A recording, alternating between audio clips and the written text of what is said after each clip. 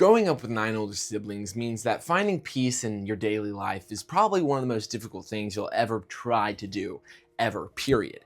However, when I was 4 years old, my eldest sister, Brigitte, sat me down outside on the bench of our house, and she taught me how to read.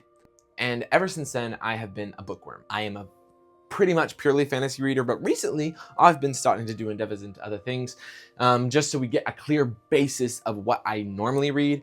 I've read The Hunger Games, all right. I read Red Rising. I've read all the Sarah J. Maas books. I've read Leigh Bardugo books. Shout out Six of Crows, Bless Up. I've read the Mistborn series. I've read, the young ones for Harry Potter, Lightning Thief, Heroes of Olympus, Kane Chronicles, Magnus Chase, and the Guardians of Asgard. I don't know. I've read a lot of books. Now I've reached this point in my life where reading truly does have to become a hobby thing, because I have school to get to, I have rehearsals to get to, I have all this other stuff. But in the midst of the chaos and watching movies and playing video games and listening to music, I still make time to read. Since the beginning of the new year, I have read 6 books. And today I'm going to give you a quick little review over all of them and maybe encourage you to do a little bit of reading, or maybe, I don't know, just like sit around and listen to me amp about books just a little bit. Anyways, ladies, gentlemen, and others, let's get into this video. Comment down some book suggestions below, please, and thank you. Why is life so difficult? Oh, God. I started this year off right. You know that feeling when you get shot in the head 3 times and then get stabbed in the back 10 times, then get a grenade shoved in your mouth and you just... That's what it felt like to read the 5th installment of The Hunger Games Theories by Suzanne Collins. Sunrise on the Reaping. Girl, this book is so good. Catching Fire used to be my favorite, and Sunrise on the Reaping right here when I tell you the quality of this book. This book dives into Haymitch's Quarter Quell, the games that he was a part of, and leads us to finally understand why Haymitch is the way he is and what happened during his games. The character work in this book, insane. The writing in this book, insane. I genuinely love this book so much, and the political recency of just what is happening in that book, also insane. But I'm gonna do a whole video about that later. Guys, go read this book before the movie comes out. I'm sure the movie's gonna be great, but this book is genuinely some of Suzanne Collins' best work. I give it a 9.8 out of 10. I love this thing. I am so happy that she made this, but it is also incredibly devastating. Be prepared for, once again, the dystopian world of Pandora and devastation similar to that of the original Hunger Games trilogy. My goodness. What is little bro? He's really cute. He's so adorable. He has an afro. Aww. The next book that I read / listened to, go Audible, was Ready Player One. This book was so much fun. It's a sci-fi novel set in the not-so-distant future of Earth, in which bad environmental practices and climate change has made everyone flee to the virtual reality world, which in this world is called the Oasis. Now, at the beginning of this novel, though, the creator of the Oasis dies, and in his will, he says whoever can find his 3 hidden eggs across the entire Oasis gets to be the CEO, the controller of the entire Oasis, Lord of the Oasis, essentially, and gets trillions of dollars on top of that. So this massive race starts, and people are now trying to find and discover and finish Halliday's scavenger hunt so that they can become Lord of the Oasis, which basically makes them Lord of the world, because Oasis is what people do now. There is not a real world that people want to face. So with that in mind, guys, this book is a blast. If that at all somewhat intrigued you, read this book. It is littered with film references and video game references and book references, like across the entire thing. And even if you don't understand a lot of the references, which I didn't, you will still have a jolly good time, because watching this protagonist, which is so well written, by the way, geek out over like these smallest little details was so much fun. And watching him solve camera light, ring light off, no, and just solve the scavenger hunt was a blast. Highly recommend listening to it. This book it's a classic. Like, it's going to go down in literature history, and I give this book, honestly, a 10 out of 10. Sue me. Que deberíamos hacer? Vengo algunas días.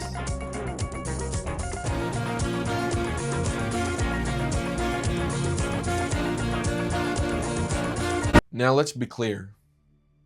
I don't glaze much, alright? I'm a very civilized young man, who does not take lightly to the term glaze. Alright, I will not glaze something if it is not glaze worthy. Now, when I tell you to get out your safety goggles and your windshield wipers because of how hard I'm about to glaze this next series, I ask you earnestly to do so. This is Dungeon Crawler Carl, alright? And this is the most fun I have had reading a book series in a long time. Long time. This has been a true breath of fresh air in the liturgical landscape that is the world and my mind at the same time, if that made any sense, because it didn't make sense to me. But please, please, please, please, please, read the first book. That's all I ask. That's all I ask. If any of you are watching this and you know me or you want my address, no, that's not going to happen. Or if you just need me to mail it to you, I will give you my first copy of the book because I want people to read this series that bad. It is that good.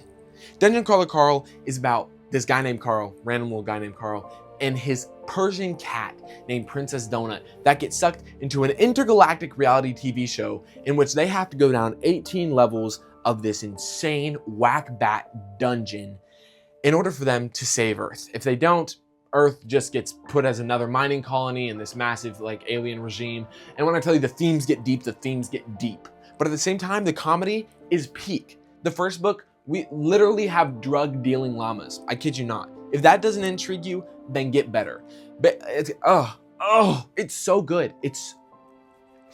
Sorry, I'm short-circuiting because I don't know how to properly express all my emotions for this. Each book is about a floor to 2 floors of the dungeon as they progress deeper and deeper, and the storylines get more intense, their skill sets get more advanced. If you know anything about Dungeons and Dragons, that's what like the leveling system is based off of here. As they advance further, they begin to unlock special skills and abilities based off of what they like want to be.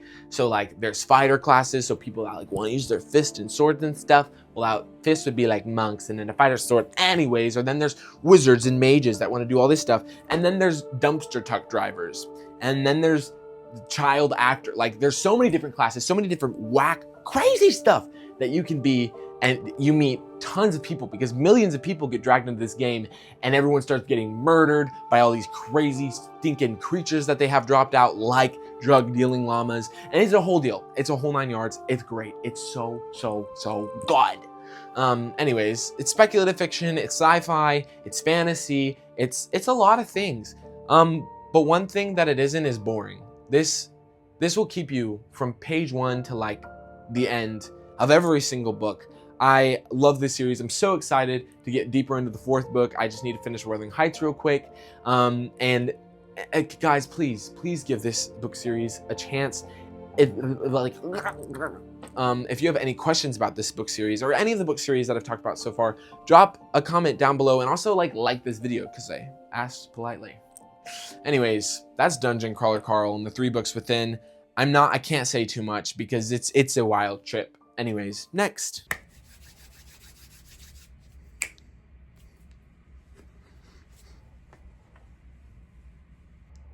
This is where legends are made. It's right here. Right here. The most recent book that I just finished was an audiobook that I listened to. Yes, go Audible. Not sponsored, by the way. Project Hail Mary. So the movie comes out for this mañana. And I'm so glad that I was able to get in on this book before the movie comes out. I know the movie's going to be great. People have been glazing the blah out of it, all right?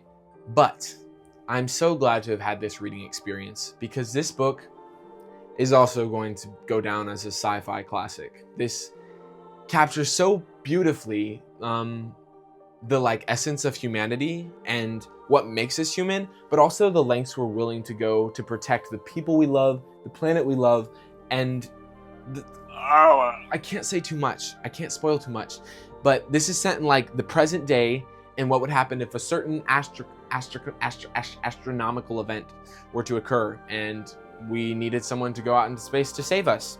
And that's what Project Hail Mary is about. I cannot spoil too much once again, but this is such a fun book. It's written so well. It's another like comedic book. Like there's a lot of funny parts, and it just feels so human. And that's, I think, what really touches me more than anything is reading this book. I could relate to everyone because everyone was just so inherently human. And I think we need more characters that are just really human, because I think sometimes not so good authors struggle, and even great authors at times struggle to make their characters feel human. They forget like the essence of our souls and our energies and whatnot. And this book does a great job. I could not recommend this book more. It's a standalone, so it's an easy read. It's like written well, it's paced really well, and you will not get bored. Please, please, please read Project Hail Mary. And you know what? Go watch the movie too. Like, go watch the movie too, of course. Always supporting the theater industry. And if you're gonna watch the movie, don't wait till it goes on streaming. Watch it in theaters, because that's what's gonna make the difference. And then when you're done watching the movie, maybe you'll want to read the book. And you know, that's sometimes the way life goes. 10 out of 10. Soon to be sci-fi classic. Loved it.